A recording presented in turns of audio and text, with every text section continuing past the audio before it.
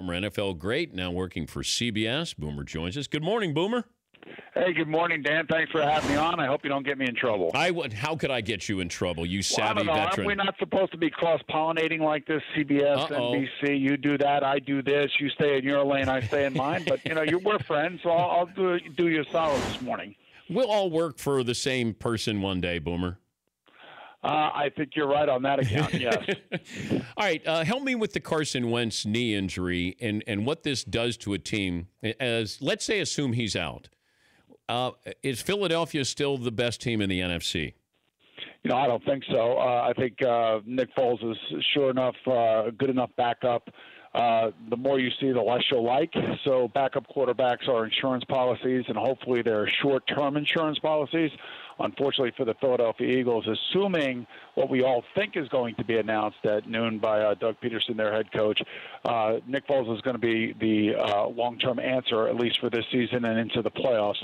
He's a fine quarterback. He had a good season back in Philadelphia a few years back. He does not turn the football over, but what Carson Wentz does on the football field is hard to recreate. He does a lot of the things that Andrew Luck did for the Indianapolis Colts when they went to the AFC Championship game in Deflategate. So you're losing a premier player. You're losing the heart and soul of your football team, and he plays like it. As a matter of fact, during the game yesterday, I actually tweeted out, if you want to watch how an NFL quarterback competes on a daily basis, just watch Carson Wentz. And unfortunately, he competed a little bit too hard and then led himself to injury. So it's a devastating injury nonetheless, and it really strikes to the heart of the Philadelphia Eagles. But, Boomer, can he be too competitive? Because we saw that with Andrew Luck. Is there that kind of light that goes on that says, I got to pick my spots? Cam Newton's doing this better than he used to, but like Wentz is not afraid to take you on, and neither is Andrew Luck. Well, and what are they both doing now? They're both sitting on the sideline, and that's the thing. Eli Manning is like Gumby. He never gets hurt. Tom Brady, for some reason, never gets hurt, even though he very rarely ever takes a direct shot. But neither of those guys run like Luck and Wentz and, of course, Cam Newton. I think what Cam Newton's doing is ridiculous because there are times where they just call plays and they say, you take the ball in between the tackles. Now, 6'5", 250 pounds of rolling thunder, I guess you can do that at that size. But even he missed a significant portion of seasons a few years ago. So I would always say this, and you're talking to a guy that only really had to deal with injuries in terms of concussions and ankles. I never had any surgeries, never broke any bones, and never missed a long period of time due to injuries like what Carson is suffering from. The NFL football field is a very, very dangerous place, especially when you are a quarterback and you're out in the open. And I understand exactly what Carson was doing yesterday, and I understand what Andrew Luck brought to the calls, but at the end of the day, you want these guys on the field. We need them as broadcasters. We need them as our companies want those guys on the field, like we saw last night on NBC with Ben Roethlisberger. So I'm sick over it. I feel bad about it, and certainly, hopefully, he'll learn a very valuable lesson moving forward. He's Boomer Esiason, the NFL and CBS analyst, WFAN talk show host in the morning. So Philadelphia is not your favorite. If you were going to rank your teams in the NFC right now, best team is? Well, I would have to go with Minnesota. Even though they didn't play great yesterday, they still were in that game, and they had a chance to win the game late in the game. And even though it is Case Keenum, I still think Case Keenum has proven a lot of people wrong. They have a tremendous defense, and they are going to be very difficult to beat at home. If they can get the number one seed. Even if they don't get the number one seed and they have to go on the road in an NFC championship game and play in Philadelphia, because the loss of Carson Wentz is so significant, I believe that's a game that they can win. So I think right now they have to be the odds-on favorite. The other thing, not to shake a stick at, really, is the fact that we have Atlanta now in the sixth seed. Yeah. But the problem with the NFC South, as you know this, Dan, they all play within that division the last 2 weeks. It's the only division in football that actually has this, where all the games, the final 8 games of the season, are within the division. So there's a lot that can change from where we sit today. Third best team in the AFC is? That's a really good question. I would say the Chargers. The Chargers are flying right now. I'm assuming that they're going to go into Kansas City and beat the Chiefs in Arrowhead.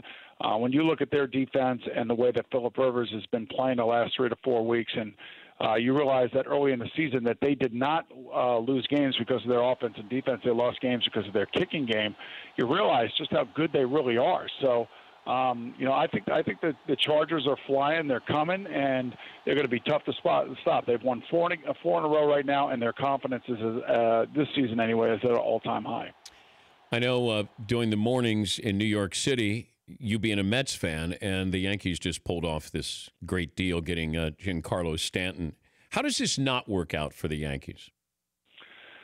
Wow, that's a really good question. They have a new manager who I'm sure has got baseball in his blood. Aaron Boone and the Boone family know more baseball than I could ever know. But what Aaron Boone is about ready to get himself into is not just managing in between, the foul lines on a daily basis, but it's managing personalities, people. And I thought Joe Girardi did an unbelievable job last year. And I'm not even a Yankee fan. I just sit here and I watch in amazement, how the Yankees do business. I'm actually, as a Met fan, just not shocked by anything that happens and the way that our general manager reacts to it, that we have Brandon Nimmo in right field, so we weren't really interested in Giancarlo Stanton. Tells you all you need to know. I know he was being sarcastic and everything else, but tells you all you need to know.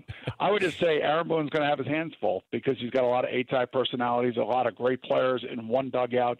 And managing the Yankees is more than just managing the game. It's managing personalities, media, fans' expectations, front office meddling, and certainly now with Brian Cashman getting a 5-year, $25 million deal as the general manager of the Yankees, we really know who's running that place over there. Was Ben McAdoo just not built to be in New York as a head coach, or just not built to be a head coach? Dan, I always tell fans that the most important person that an organization can hire is its head coach, its manager.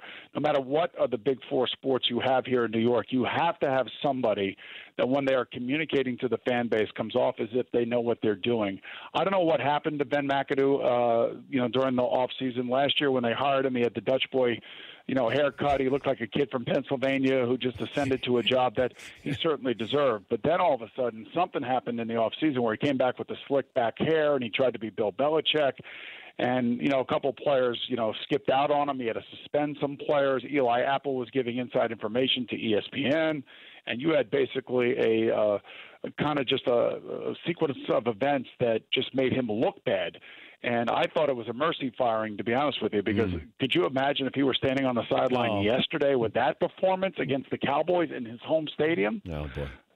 So he was just not a fit for New York. So that's why whoever they hire better be of stature, better be of a good communication guy, and somebody when he stands in front of the fans and the players is going to elicit some sort of credibility. If you're Eli, do you want to stay? I wouldn't. I know that he loves the Giants. I know that he loves playing for the Mara and Tisch family. He's often said that. I don't necessarily know that Jacksonville will be looking for a new quarterback, given the fact that Blake Bortles has had his two best games back-to-back in his career. But I was thinking, a few weeks ago that if he could somehow get himself to Jacksonville to reunite with Tom Coughlin with that football team, that may be all they need. But saying all of that, things happen in the NFL and they change pretty quickly.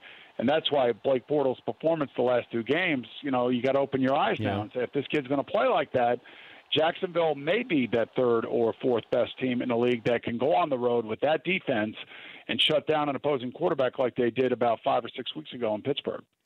Good stuff, Boomer. I don't think you got yourself in trouble.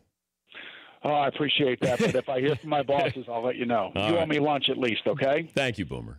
Good to talk to you. Boomer Esiason, NFL and CBS analyst, WFAN talk show host. Yeah, I didn't want to get anybody in trouble here. There's nothing wrong with, cross-pollinating. CBS, NBC. We all interview each other. Yeah, we get along. Mothership, Fox. Yeah. You just throw it in the blender, spit it out each morning. For more Dan Patrick Show, tune to Audience Channel 239 on DirecTV or download the Dan Patrick Show app.